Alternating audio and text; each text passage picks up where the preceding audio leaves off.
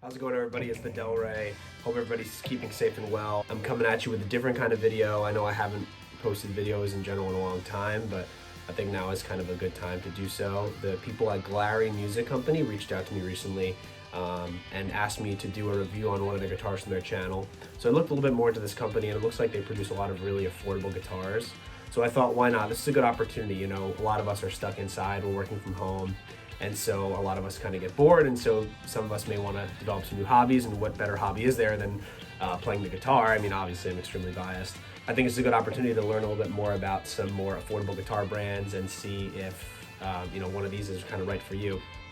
So they told me to kind of pick one that looked nice, and they said that there was a new guitar on their website that just came out, which is this one right here. This is their Glarry GTL semi-hollow electric guitar. In the color Burleywood. This guitar in particular comes in 4 colors. They have a blue, Burleywood, red, and yellow. So I picked the Burleywood. So just to kind of get to some of the technical things about this guitar, and again, like, I don't really post review videos, and a lot of these things are kind of mumbo jumbo to me. I kind of just go based on how a guitar feels and not necessarily all the specs. But this is a obviously right-handed guitar. In the color Burleywood. It's got a white pearl pickguard with a maple neck and a rosewood fingerboard. In terms of electronics, this has got a single coil pickup in the bridge, and it's got a humbucker in the neck. The bridge saddles is made of solid brass, and the hardware is made of chrome. The guitar weighs about 6 pounds, so it's really light. You know, if you guys see some of my older videos, I have the Les Paul Studio. That can be pretty heavy compared to this, so this is kind of a nice one to bring around. And the bridge material says that it is metal, which I believe. When I got this package in the mail, it came with obviously the guitar, as well as a guitar bag, a strap. They had like a truss rod and a pick that it came with it. In terms of cost, this guitar is actually the most expensive guitar on their website, and it costs $119.99. Which is crazy. Obviously, you may sound a little bit suspicious. You know, how could a guitar this inexpensive actually sound good? And you'll see some kind of mixed reviews online, but I'll say from my perspective, I actually really like this guitar. Obviously it's a lot lighter than my Les Paul. Doesn't have the same responsiveness, but you're comparing an $119 guitar against a $1,000 plus dollar guitar. So it's obviously not going to be completely comparable, but this guitar is really fun to jam on. I haven't had any issues with the action.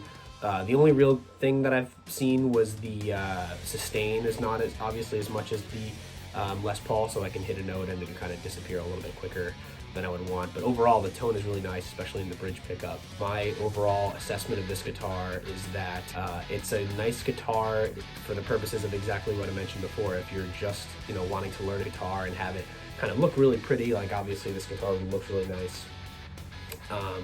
But you haven't decided if you want to kind of spend the money on a nicer guitar. You don't know if you're going to be committed to learning it. This would be a great place to start. It's extremely affordable. It sounds nice. I think back to my first guitar, which I believe was a Squier Strat, and I might be biased because obviously my skills have gotten better from when I started playing guitar. But this, I would say, is probably better than the Squier Strats. I haven't played them in a while, but from my memory, this would be a nice. This is a guitar that I'll probably be jamming around a lot with, even though I have my Les Paul too, just because it has a different type of sound. It's not like inferior across the board. It's still really fun to play. So yeah, I mean, if you're interested in purchasing a affordable guitar that there's not that much of a cost burden for you, I would say go ahead and give Glarry guitars a try. This guitar is really fun.